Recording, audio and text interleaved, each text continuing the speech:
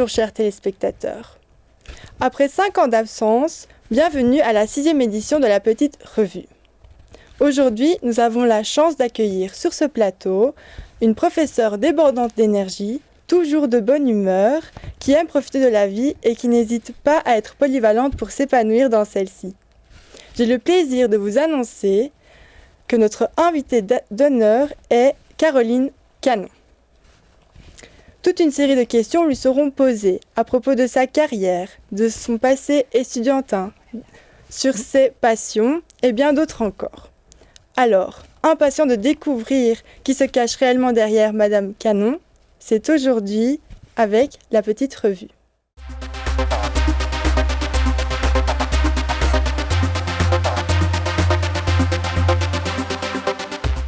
Bonjour, chers téléspectateurs.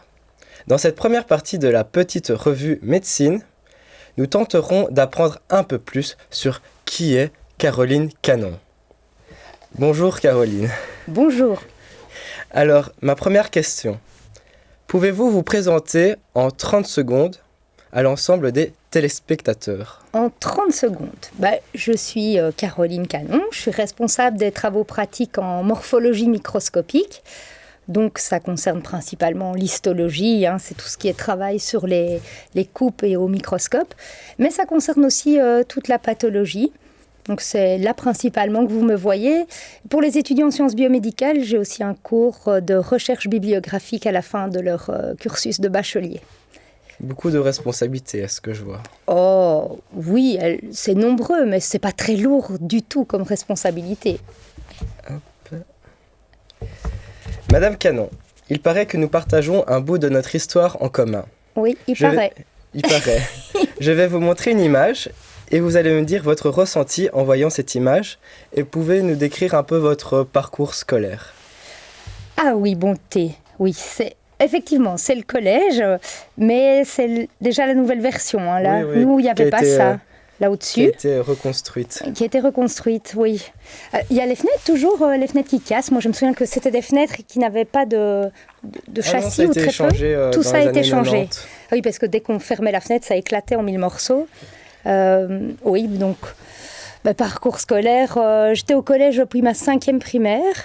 Et puis, j'ai fait mes humanités, forcément, là-bas.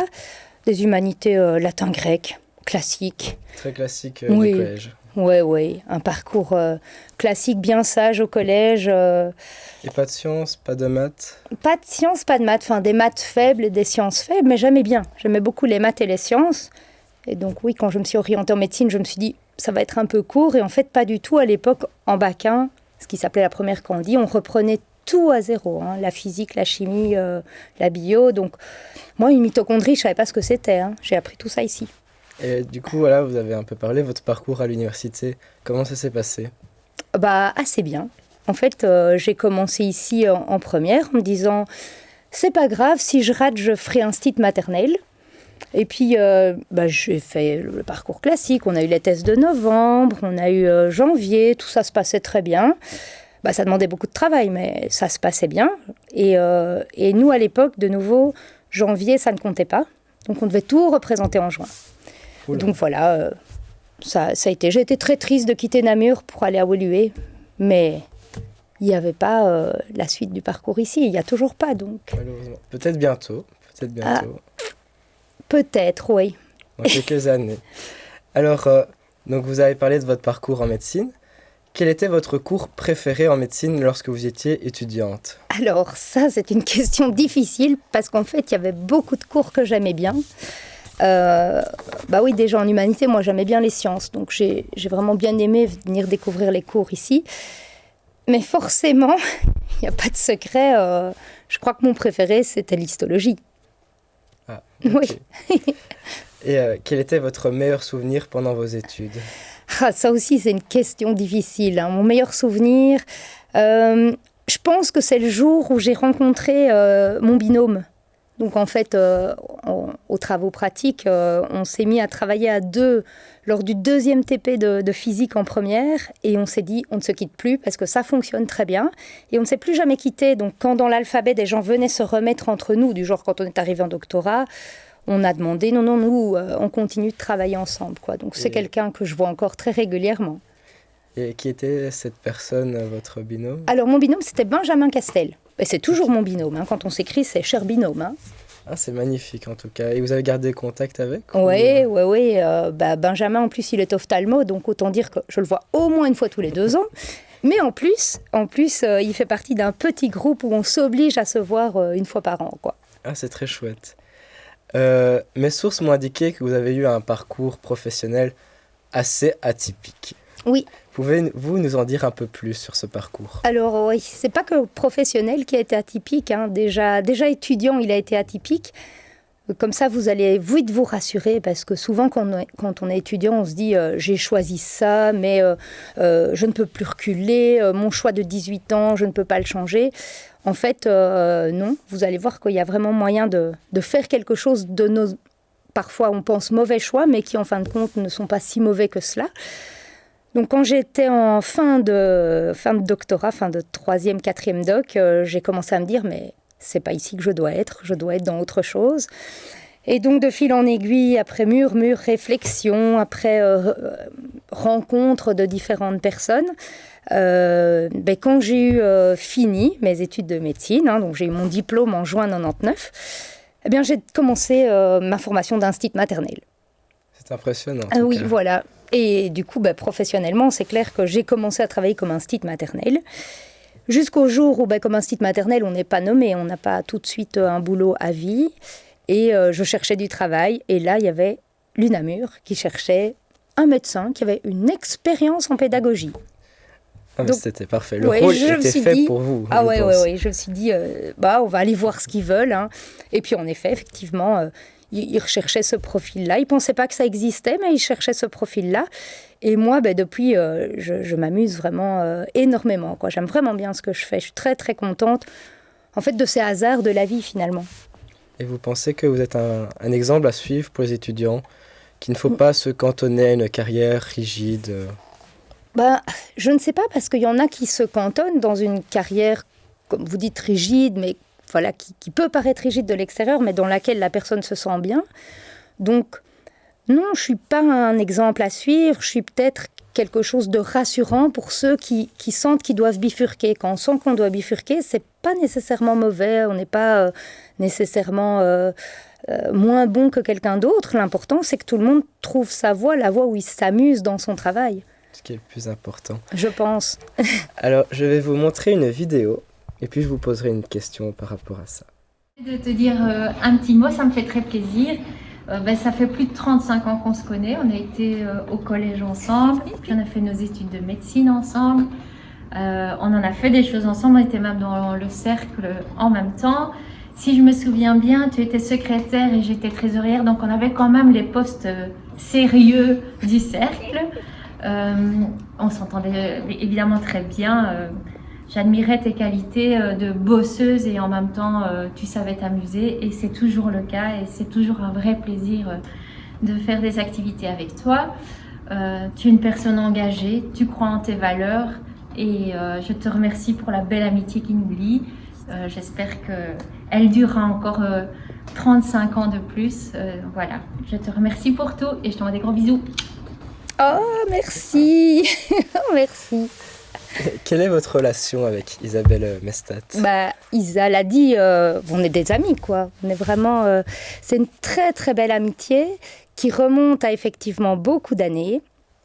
Et en fait, Isa, sa grande amie, on n'est pas les meilleurs amis du monde, sa grande amie a aussi fait ses études avec nous, était présidente du cercle, est toujours dans notre petit groupe. Isabelle fait partie de ceux avec qui on essaye de se voir au moins une fois par an. Et Isa et Catherine sont des personnes très, très, très ouvertes. Je veux dire, elles ne sont pas refermées sur elles-mêmes, elles ont ouvert leurs amitiés à un tas d'autres personnes et on a partagé énormément de choses.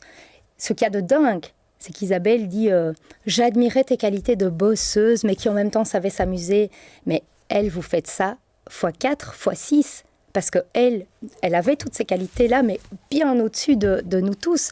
Et encore maintenant, c'est quelqu'un de très, très humble, qui pourtant a des qualités, mais sur tous les points de vue, quoi. Elle peut vous conseiller dans plein de domaines de la vie. vraiment. Il paraît que, Isabelle Mestat, quand elle était étudiante, était vraiment une tête. C'était la tête de notre auditoire, à un point que forcément, elle avait tous les ans, sans surprise, elle avait la plus grande avec félicitations du jury. Mais nous, on s'était dit, ils vont inventer une mention supplémentaire, c'est pas possible. Ils vont inventer les évanouissements du jury. Enfin, tellement c'était impressionnant ce qu'elle nous sortait comme cote, quoi. Alors, les étudiants ont tendance à souvent vous croiser durant les Bunkermed. Oui, moi aussi je les croise. Ce n'est plus un secret pour personne, vous avez une place importante dans la guindaille. Pouvez-vous nous en dire un peu plus ? À vous en dire un peu plus. Sur votre parcours de guindaille. Alors, mon parcours de guindaille, tout a commencé avec Isa et Catherine, le premier jour où on s'est fait embarquer par le cercle médecine à notre premier jour d'arrivée ici aux facultés. Et puis ça n'a plus jamais arrêté. Donc on a passé notre baptême ensemble, notre calotte ensemble.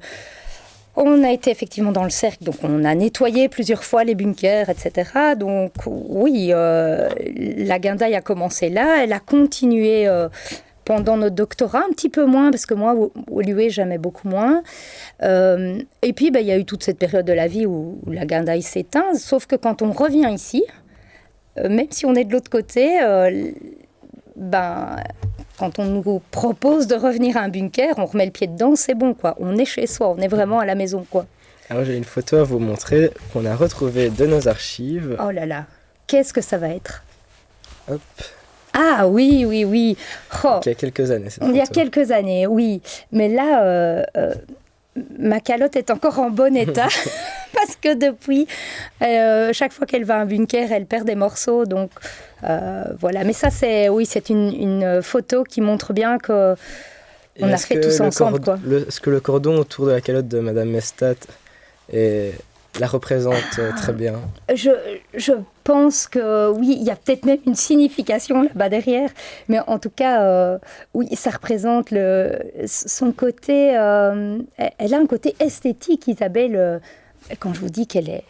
Je me demande même... Oui, elle sait très bien dessiner, je pense aussi. Enfin voilà, et elle a ce côté... Regardez comment tout ceci est bien arrangé, comment tout ceci va bien ensemble, quoi. C'est ça, quoi. Alors, pouvez-vous nous expliquer votre surnom Pupus ? Bon, ça, c'est pas très compliqué. C'est une question de hauteur par rapport à la largeur, je pense. Et donc, beaucoup de gens se sont dit... en fait, ça remonte au cours préparatoire, en fait. Au cours préparatoire, tout de suite, il y en a un qui m'a catalogué, qui m'a dit Pupus. J'étais la Pupus du groupe. Donc, j'étais le petit machin plus bas que 3 poules. Oui, voilà, quoi. Et en fait, c'est resté parce qu'au cercle aussi, ils considéraient que j'étais la petite sœur, quoi. C'était la petite sœur qui débarquait. Donc voilà, oui, c'est resté. Et c'est normal, hein, enfin... Alors, ici, j'ai une courte séquence de nos archives où vous apparaissez dans une ancienne revue médecine, il y a de nombreuses années. Ah oui. Ah oui.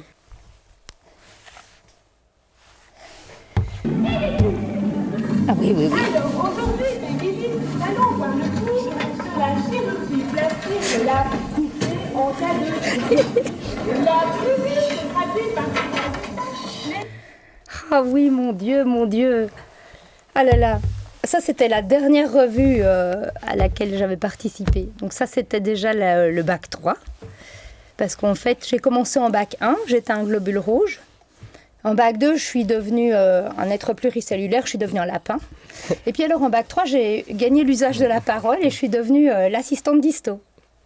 Ah d'accord, donc vous avez joué en tant qu'actrice pendant 3 ans, oui, voilà. 3 années d'affilée. Oui. Ah c'est super, est-ce que vous avez déjà fait une autre team que acteur ou... Non, j'ai fait que la team acteur. Ok. À l'époque, toutes ces teams étaient nettement moins développées. Hein. Parce que oui, la team acteur, forcément, était la team scénario. Mais on ne s'appelait pas comme ça. Enfin, les rendez-vous des acteurs, on se retrouvait autour d'une table, on construisait les scénarios, puis on essayait de les jouer. Donc, toute la formalisation que vous avez, avec autant de personnes, nous, c'était vraiment... C'était plus à la bonne franquette. Oui.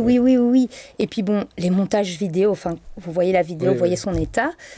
C'était pas du tout la même chose que ce que vous savez faire maintenant. Hein. Maintenant, c'est vraiment magnifique, professionnel. Enfin, c'est... Parfait. Merci beaucoup.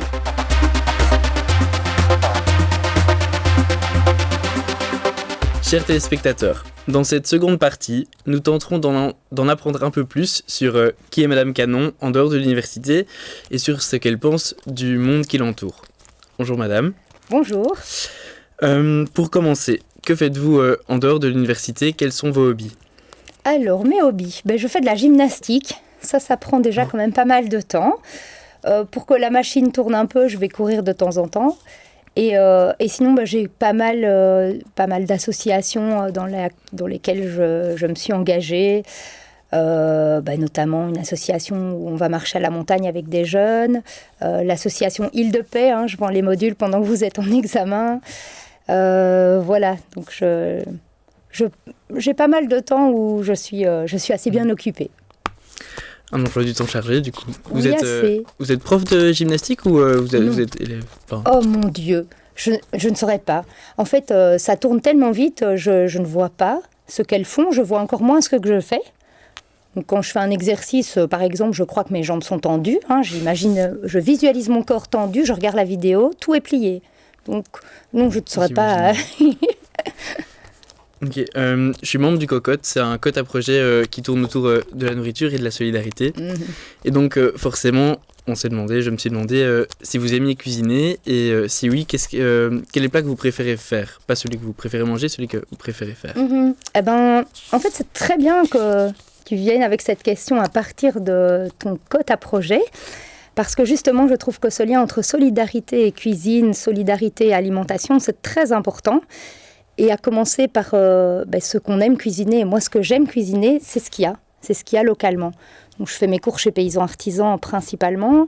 Et en fonction de ce qu'il y a comme légumes ou de ce qu'il y a comme denrées, je prends ce qu'il y a et puis j'invente. Alors, soit je m'inspire d'une recette, soit souvent j'invente complètement. Et ça réussit bien? Alors, moi, je trouve que oui, mais j'ai une fille qui n'est pas toujours du même avis que moi parce qu'elle aime la nourriture industrielle. Mais ça change, le palais évolue. Ça finira par aller. Oui. Voilà. En continuant de s'intéresser à votre vie, quelle est la chose la plus folle que vous avez réalisée dans votre vie? Alors, par nature, moi, je suis folle. Donc, j'ai déjà réalisé plein de choses folles. Mais je crois en fin de compte que la plus folle, c'est de devenir maman. Ça, c'est vraiment une expérience, c'est une expérience qui vous bouleverse complètement, qui change toutes vos habitudes. On dit avant j'avais des principes, maintenant j'ai des enfants. C'est vrai, il faut se laisser guider et se laisser éduquer par son enfant en fait. C'est lui qui vous fait parent. Ok, merci. On va rentrer dans des questions un peu plus sérieuses. Une question assez basique. Est-ce que vous pouvez me donner un défaut et une qualité sur vous? Alors, oh là là, oui, un défaut et une qualité. Un défaut, c'est que je ne sais pas dire non. Donc ça, c'est pas toujours facile parce que ça va avec le fait que mettre ses priorités, c'est difficile aussi. Et donc parfois, je vais peut-être sélectionner quelque chose à faire qui n'est peut-être pas la priorité du moment parce que j'ai pas senti que c'était dans ce sens-là qu'il fallait aller. Mais du coup, ça a peut-être aussi un versant qualité, c'est que je fais beaucoup de choses et je m'implique dans beaucoup de choses. Donc, l'avantage, c'est que j'ai l'impression de pouvoir aider dans plusieurs domaines, mais l'inconvénient, c'est que j'ai l'impression de faire tout à moitié dans tous ces domaines. Et à l'université, ça a déjà posé problème ou c'est plutôt un avantage? Non, problème vis-à-vis des autres, je ne pense pas. Vis-à-vis de soi, oui, parce que c'est l'impression, oh là là, ce PowerPoint, il aurait pu être vachement mieux fait, oh, j'aurais dû recommencer ceci, et puis tant pis, parce que non, il faut avancer sur d'autres choses. Par contre, je pense que justement, c'est un avantage, parce que si on accepte de se dire, non, tant pis, je ne vais pas plus loin, maintenant j'ai autre chose à faire, le burn-out, moi je ne connais pas quoi. C'est quand même un avantage. C'est un gros avantage dans notre société actuelle, je crois. Mais ça veut dire que, ouais, il faut se satisfaire de l'insatisfaction, quoi. Faire avec. Revenons un petit peu à l'université. Depuis cette année, les études universitaires ont connu un petit bouleversement, surtout pour les bacs 1, dont la mesure principale, c'est que les 60 crédits de la première année doivent être réussis en 2 ans et le bac en entier en 5 ans maximum, au risque de ne plus être finançable. Que pensez-vous de cette réforme ? Je trouve que c'est très bien.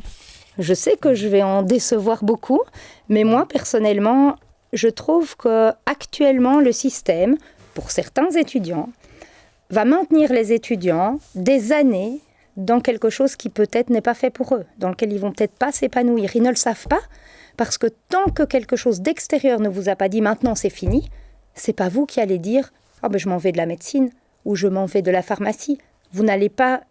C'est trop votre choix de vie. S'il n'y a pas quelque chose de l'extérieur qui va vous dire « maintenant c'est fini » et que vous pouvez être en colère contre cette quelque chose de l'extérieur, mais en tout cas commencer à construire la suite, eh bien si vous n'avez pas ça, je pense que vous ne sortez pas de vous-même. Et du coup, on a des étudiants actuellement qui stagnent dans ce système qui, je trouve, n'est pas bien fait, quoi. Je trouve que, voilà, vous ne réussissez pas tout votre bac 1 en 2 ans, eh bien, il est temps de penser à faire autre chose. Et cette autre chose sera peut-être beaucoup plus épanouissant. Vous arriverez peut-être à trouver du bonheur, du temps pour vous, ce qui n'est peut-être pas le cas dans des études où vous vous épuisez parfois. C'est vrai que comme ça paraît une bonne mesure. Mais... Oui, voilà. Merci beaucoup. On vous a déjà vu venir en vélo à l'université. Alors, est-ce que c'est avec ce moyen de transport-là que vous venez habituellement ? Et si oui, pourquoi est-ce que vous avez choisi ce moyen de transport ? Alors, habituellement, je suis plutôt à pied, parce que j'habite le centre-ville. Et je viens travailler dans le centre-ville, donc à pied, c'est le plus simple. Mais alors, vous me voyez en vélo, c'est quand je dois aller donner cours chez les infirmiers. Ils sont à Salzine. Et là, je prends mon vélo. Je prends mon vélo pour aller à la gym, à jambes aussi. Donc, dès que le trajet s'allonge, je prends mon vélo. Et puis, s'il s'allonge encore, j'essaie de prendre le train. Et quand il n'y a vraiment pas moyen, alors je sors ma voiture, tant qu'elle vit. À ce moment-là Quand elle sera morte, j'en prendrai pas une nouvelle. Oui. C'est qu'au final, le vélo, quand on habite proche de tout, c'est encore assez pratique au final. Oui. Et le train à Namur, c'est facile. Très facile. Ok. Maintenant, je pense vous avoir demandé d'apporter 2 objets qui vous représentent. Est-ce que vous pouvez les sortir et m'expliquer pourquoi vous les avez choisis ? Alors, voilà mon premier objet. Un foulard. Ouais, c'est mon foulard guide en fait, enfin lutin, guide horizon. Voilà, je vais le mettre après tout. Hop. Alors pourquoi ? Parce que les mouvements de jeunesse, ça a été vraiment quelque chose de constructeur dans ma vie. Moi, j'ai l'impression que sans eux, il y a tout un pan de ma personnalité qui s'écroule. Et c'est des personnes avec lesquelles j'ai encore des contacts actuellement. Donc tout ce qui pend là-dessus, ça ne date pas de l'époque, ça a l'air assez neuf. C'est parce que c'est neuf. Ce sont mes copines qui, quand elles reviennent de voyage, ramènent des trucs assez horribles. Le but étant que ce soit le plus horrible possible. Ça s'appelle des joyeuses surprises parce que voilà, ça remonte à une époque où on avait inventé ce concept. Voilà, ça c'est mon premier objet. Ça donne encore bien de toute façon. Vous avez été animatrice au scout pendant plusieurs années ? Oui. Et vous voulez le deuxième déjà ? Vous pouvez me le montrer. Le deuxième, il n'y a pas de secret. La calotte. Je l'ai quand même amenée pour vous montrer l'état dans lequel elle se trouve maintenant. Elle commence vraiment à perdre des morceaux. J'en suis très fière aujourd'hui parce que, voilà, en fait, je suis carolo d'origine, mais là, ça y est, je suis intronisée namuroise. Et pour moi, ça, c'était vraiment important, puisque j'habite à Namur, je vis dans Namur. Et donc, voilà, j'ai pu rassembler les 2 régionales chères à mon cœur. J'en suis très, très contente. Est-ce qu'il y a quelques pins que vous avez envie de partager avec nous ? Quelques pins que je veux partager avec vous ? Il faudrait qu'il y ait une signification particulière. Celui-ci, c'est le pins médecine, forcément. J'ai un pins Biomède qui se retrouve juste là, avec son petit microscope. Et à bon entendeur, je n'ai pas le pins pharma. Il faut dire que je n'ai pas encore eu de bunker pharma. Il faudra que je le vive une fois, non ? S'ils vous entendent, alors qui vous invite, alors. Voilà. Et alors, la dernière partie de ma séquence, ça va être... on a demandé à plusieurs étudiants de nous poser des questions, pour vous. Et donc, elles sont dans ce bocal. Vous pouvez en piocher quelques-unes et y répondre. Allez-y. D'accord. Voilà. J'essaie de ne pas les regarder. Je vais prendre celle-là. Celle-là, elle est bien emballée. Bonjour Madame Canon. Vous avez l'habitude de travailler avec Monsieur Nicaise, Monsieur Poumet et Madame Nolvo. Qu'est-ce qui vous fascine le plus chez ces 3 drôles d'individus ? Ah bien, ce qui me fascine le plus, ce qu'ils ont en commun tous les 3, c'est qu'ils sont très très accueillants. Donc je veux dire, ils sont accueillants vis-à-vis de ce petit grain de folie que moi j'ai. Et ils me laissent beaucoup de marge de manœuvre, à la fois accueillants, bienveillants. Je peux dire que tous les trois, à l'heure actuelle, sont devenus des amis. Voilà. Voilà, merci. Vous pouvez, je dois en prendre une vous autre. pouvez en repiocher, on va en prendre. On va en prendre plusieurs. 4, et 5, puis oui, c'est ça. on verra ce qu'on garde. Ouais, en général, elles sont bien. Alors, bonjour Madame Canon, quel est votre type de coloration préférée pour les coupes histologiques ? Alors, sans hésiter, le trichrome vert.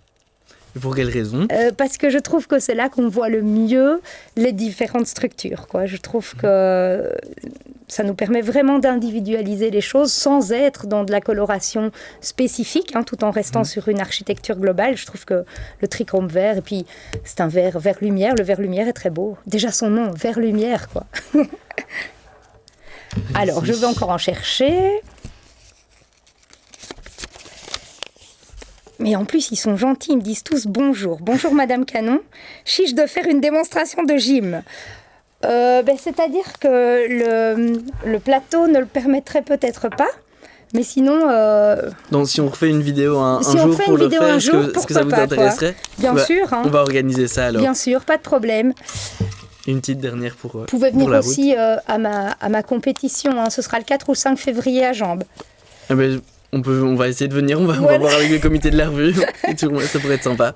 Bonjour Madame Canon, vu vos connaissances en biochimie, enfin ça, je crois malheureusement que j'ai oublié, désolée de vous perturber. Histologie, oui, et anatomie, ça va, vous devrez être une sacrée maîtresse de potions. Alors, qu'est-ce que j'obtiens quand j'ajoute de la racine de asphodèle en poudre à une infusion d'armoisie ? Ah ben, j'en sais rien, moi. Allez demander à Harry Potter, parce que moi... Voilà. C'était pour voir si vous avez la référence que celui-là a posé cette question, du coup. Pour en reprendre une. Je continue. Hop. Oh, quelqu'un qui ne dit pas bonjour ? Combien en moyenne faites-vous de bunkers par an ? En moyenne ? Ah ben là, cette année, elle a déjà... Allez, en moyenne, on va dire 2, si on compte les dernières années. Mais sinon, cette année-ci, il y en a eu plus, déjà. Alors... Pourquoi l'histologie ? Ah, parce que c'est de la morphologie. Moi, j'étais très morpho. J'aimais bien ce qui était sur dessin. Je ne sais moi-même pas dessiner, malheureusement, mais j'aimerais bien. Et du coup, j'aimais beaucoup la natte, la radio, l'histo, l'anapath. Mais alors, pourquoi l'histo ? Je crois que le microscope, l'infiniment petit, ça me fascine. Mais c'est pas suffisant. Hein. C'est pour ça que cette année-ci, je voulais refaire de l'encadrement en anatomie pour atteindre et toucher la pièce macroscopique. Parce que quand on reste tout le temps sur du micro, on perd cette notion de l'origine du microscopique. On va en prendre une dernière. Alors. Allez, une petite dernière. C'est dommage, j'aurais bien mangé tous les bonbons. Non. Avec lequel de vos collègues, en dehors de Madame Mestat, vous vous entendez le mieux ? Oh, ça c'est vraiment difficile. C'est vraiment difficile parce que, pour des raisons différentes, j'hésite entre Michel Jadot et Charles Nicaise. En fait, c'est deux personnalités complètement différentes, avec qui je vais discuter de choses parfois très différentes, justement. Mais je pense que c'est eux deux.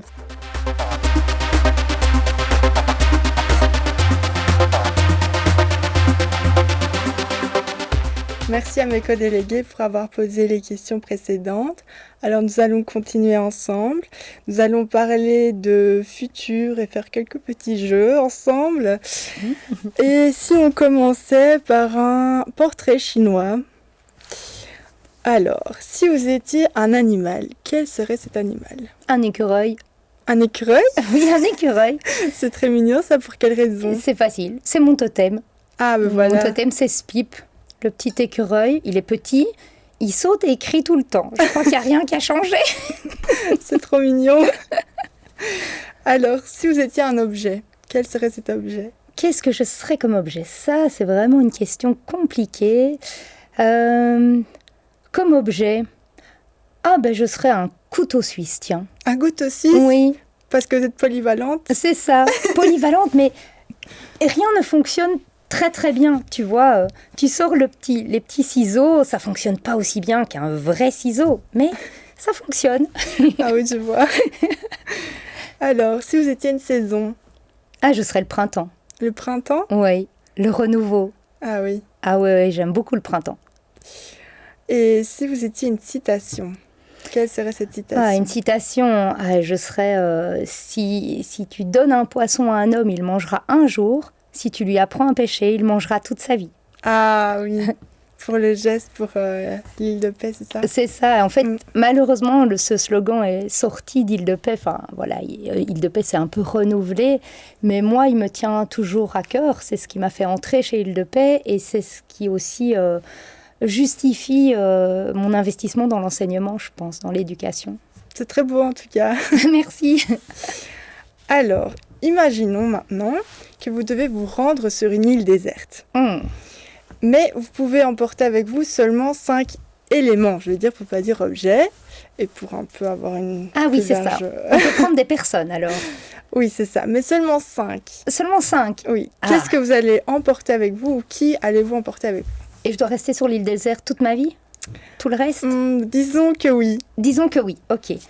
Bon, ça ne va pas lui faire plaisir, mais je vais emmener ma fille. Elle dirait, débrouille-toi maman. Mais non, je la prends. Je prends des allumettes. Des allumettes? Oui, c'est toujours utile pour faire un petit feu s'il fait froid, essayer de se cuisiner quelque chose, en espérant qu'on trouvera à manger là-bas sur place. Mais l'île est déserte.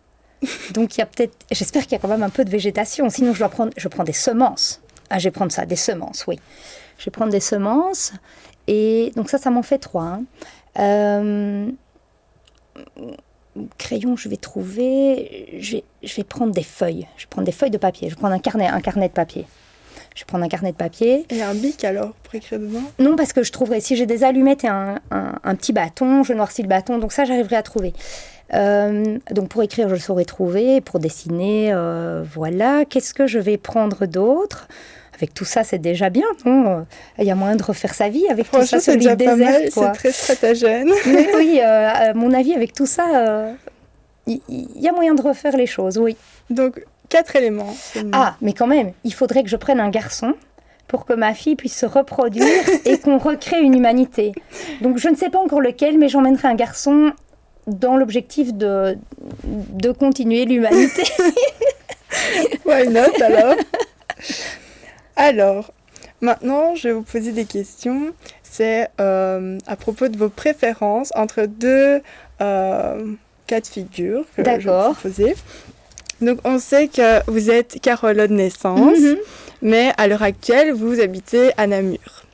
Alors, ma question, c'est quelle ville vous préférez? Donc, c'est selon vous, pour vivre entre Charleroi et Namur. Alors, pour y vivre, Namur. D'accord. Oui, Namur. Alors, je dis pas que, Charleroi, je trouve que ça reste une ville très agréable. Mais en fait, plus je m'éloigne dans le temps, plus j'ai vécu de temps à Namur et moins de temps à Charleroi. Et du coup, moi, je me sens bien. Je me sens vraiment bien à Namur. Donc, vous vous sentez comme chez vous? Oui, oui, oui. Ça, c'est très bien. Alors, ensuite, on sait que vous enseignez les TP d'histologie, mais également d'anapathologie. Et donc, qu'est-ce que vous préférez entre les deux? Entre les deux, je préfère l'anapathe. L'anapathe? Oui, je préfère l'anapathe parce que c'est plus complexe. Il y a toute une chronologie, il y a tous des devenirs différents de ce qu'on est en train d'observer. Je trouve ça plus riche, quoi. Mais de toute façon, en plus, l'anapathe fait appel à l'histologie. Donc, on a en plus ce mouvement, cette chronologie, par rapport à l'histologie qui est très, très figée et qui est belle malgré tout. Mais l'anapathe est plus complète. D'accord. Alors, qui choisiriez-vous pour réaliser une coupe histologique entre Monsieur Poumet et Monsieur Niquez? Alors, désolée les amis, mais je crois que je vais choisir Valérie de Glas. Valérie, c'est une de nos techniciennes et en fait, il n'y a pas mieux qu'une personne technicienne pour réaliser une coupe histologique parce qu'en fait, chacun son métier. Et quand on essaye, nous, enfin en tout cas moi, après Charles et Yves, à mon avis, eux, ils savent bien, vraiment bien les faire parce qu'ils ont été des gens en laboratoire, mais moins souvent que Valérie finalement. Mais moi, quand je fais une coupe, ça ne ressemble à rien du tout. Donc non, chacun son métier, je ferai appel à aucun des deux. Parce qu'on a des techniciens de laboratoire qui sont très compétents. Je peux comprendre. Alors maintenant, Imaginons que vous vous blessez en regardant une coupe d'intestin de souris colorée opaque. Oui. À quel médecin de la faculté de médecine vous allez faire directement appel d'urgence? D'urgence. Oui. D'urgence. Mais je vais appeler Isabelle. Isabelle, oui. Madame Messette. Oui. Et Comme ça, au moins, elle ne se moquera pas de moi de m'être coupé la main. Ou si elle se moque de moi, on rira bien, quoi. alors, si vous devriez choisir un lieu pour passer 24 heures, choisiriez-vous le Bubu ou la tour d'Isto? 24 heures. Ah, 24 heures, c'est long quand même dans le Bubu. Hein. Non, je vais prendre la tour d'Isto, 24 heures. Il y a beaucoup plus de choses à faire. Il y a peut-être une cafette également. Il y a une cafette, mais il y a surtout plein de boulot en retard dans mon bureau. Donc, 24 heures, ce sera même pas assez. Histoire d'avancer dans ce qu'il y a à faire. La liste est longue, à mon Oui, avis. oui. Alors, une petite dernière pour cette séquence des questions-réponses. Quand vous étiez étudiante, avez-vous tendance à aller en bump ou alors plutôt en Bubu? Bah, en bunker, ça. Étudiante, je crois que je n'ai jamais mis les pieds à la bibliothèque. Hein. J'étais dans mon bureau, dans mon petit cote à étudier, et on avait nos syllabes, etc. Et puis j'étais au bunker ou dans une autre guindaille, mais je crois que je ne suis jamais passée par la bibliothèque. En tout cas ici. À Woluwe, bien, parce que là, il y avait des questions plus cliniques ou quoi, où là, je devais réactiver certaines notions. Mais ici, tant que j'étais à Namur, avec mes syllabes, mes cours, les questions qu'on se posait les uns les autres... je crois que je ne suis jamais allée à la BUM en tant qu'étudiante. Pourtant, vous avez bien réussi. Oui, mais on allait en cours et en ayant les supports de cours, je pense que tant qu'en relisant, on se rendait compte qu'on comprenait, ben, votre cours, il était prêt, il n'y avait plus qu'à l'étudier. Ça va alors. Alors maintenant, on va plutôt parler de futurs proches et lointains. Comment vous voyez-vous dans 10 ans ? Dans 10 ans. Alors, j'espère que je serai toujours ici aux facultés, ici sur un plateau de la petite revue, ici peut-être au bunker. Voilà, donc j'espère que je serai ici. Et j'espère que je vivrai dans une tiny house. Ah oui ? Ouais. Ah, j'ai vu passer ça il n'y a pas longtemps, c'est fort à la mode. Ah, j'aime vraiment bien. Donc ça, c'est un de mes projets à moyen terme, on va dire. Ah, c'est cool. Alors, quel changement apporteriez-vous si vous étiez Première ministre ? Ça, c'est une question, je trouve, difficile, parce qu'en fait, on peut avoir envie de plein de changements. Donc, c'est Premier ministre que je suis. Oui, c'est ça. Enfin, que je serai. Je pense que les premiers ministres ont eux aussi en tête plein de changements, dont ceux que je vais citer, qui peuvent paraître bateaux. Et en fait, entre les changements qu'on voudrait apporter et puis les changements que je pense on peut faire avec toute la meilleure volonté du monde, eh ben, ça bouge lentement. Parce qu'on est dans une démocratie et qu'on doit tenir compte de l'avis de chacun. Alors vous allez me dire, oui, mais si on veut que ça aille plus vite, on n'a qu'à pas tenir compte de l'avis de chacun. Je ne sais pas si ce serait mieux. Mais bon, si je pouvais, forcément, je tenterais de protéger la biodiversité, qui est en lien direct avec le climat. Ce qui veut dire que là, il faudrait relocaliser l'économie en essayant de favoriser l'agriculture paysanne et aider les jeunes qui s'installent dans ce domaine-là. Forcément, favoriser la mobilité douce, travailler sur les transports en commun, hein, ça c'est un gros souci actuellement. Voilà, mais tout ça est en lien à travailler sur le logement, l'isolation des logements, rendre les logements plus accessibles, ce qui permettrait d'avoir une moins grande fracture sociale parce que les gens travailleraient dans les champs, auraient des logements plus accessibles. Voilà, j'irai vers ça. C'est de très beaux projets en tout cas. Et on espère qu'un jour ça prend de place, quoi, que ce soit vous ou quelqu'un d'autre voilà. En tout cas. Là, mais je crois que beaucoup de gens ont ça dans la tête et quand ils sont désignés pour aller là-haut, c'est pas si simple que cela de faire changer les choses. Il y a toutes sortes de pressions qui font que voilà. Oui, c'est sûr, c'est pas évident. Mais il faut pas se décourager, hein, parce que du coup, les gens ont tendance à se dire, n'allons pas voter, ça ne sert à rien. Non, voter, c'est notre premier acte citoyen. Hein. Oui, tout à fait. Alors, comment imaginez-vous la faculté de médecine dans l'avenir ? Ah, comment je l'imagine dans l'avenir ? Bon, j'espère surtout qu'elle ne va pas s'aggraver au niveau de sa composition des bâtiments. Enfin voilà, il y a des choses qui tombent en ruine comme ça, donc j'espère que ça va au moins se stabiliser. Hein, voilà.